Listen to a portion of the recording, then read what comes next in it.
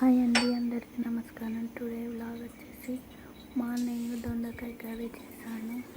Milk పెట్టి rice పెట్టాను. చూడండి, మా పిల్లలు వేసేసరికి నేను పనులన్నీ కంప్లీట్ చేసుకోవాలి, లేకుంటే వాళ్ళు వేసిందంటే అల్లరి చేస్తారు. సండే రోజైనా కానీ మార్నింగ్ వేసి ఫస్ట్ నేను వంట చేశానండి. ఈరోజు దొండకాయ కర్రీ చేశాను.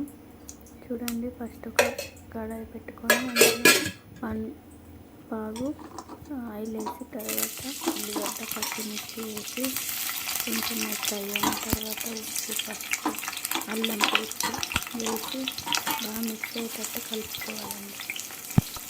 చూడండి, బాగా మిక్స్ అయ్యేటట్టు కలుపుకున్న తర్వాత అందులో పసుపు ఉప్పు వేయాలి. చూడండి, బాగా కలుపుకోవాలి, ఎందుకంటే అది ఫ్రై కావాలండి. ఫ్రై అయిన తర్వాత వేయాలి, లేకపోతే అంత పచ్చి ఉంటాయి కదా, కొంచెం ఫ్రై అయితే టేస్ట్ అనేది బాగా వస్తుంది. చూడండి, కొంచెం వేయాలి, కొంచెం వేయాలి. రైస్ కూడా పెట్టానండి, ఎందుకంటే ఫస్ట్ వాళ్ళకు పిల్లలకు పెట్టిన తర్వాత వాళ్ళు మంచిగా ఉంటే మనం ఏ పనులైనా చేసుకోగలుగుతాం. అందుకని ఇప్పుడు అల్లం పేస్ట్ వేసానండి. తర్వాత ఉప్పు పసుపు కూడా వేస్తాము. కొంచెం ఫ్రై అయిన తర్వాత మళ్ళీ దొండకాయలు వేసాను. దొండకాయలు వేసి కొంచెం కర్రీ ఫ్రై అయిన తర్వాత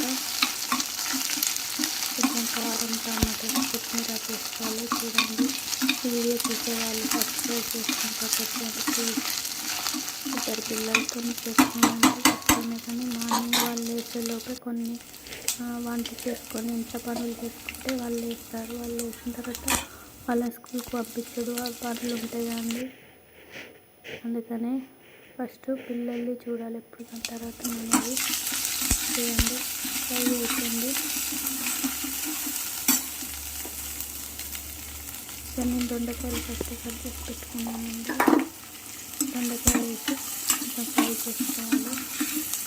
ఫ్రై చేసుకున్న తర్వాత మూత పెట్టుకోవాలి. నేను మార్నింగ్ 4కి లేసానండి.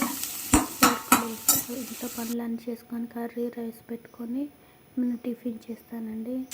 టిఫిన్ చేసి ఇలా పని ముగించుకున్న తర్వాత పిల్లలు పనులు చేసి వాళ్ళ స్కూల్కి పంపించిన తర్వాత మళ్ళీ ఇంట్లో పనులు ఉంటాయండి. ఒక్క నిమిషం కూడా తీరుగా ఉండాలి. ఎక్సర్సైజ్ లాగా వస్తే చూడండి. Thanks for watching. Subscribe support my channel.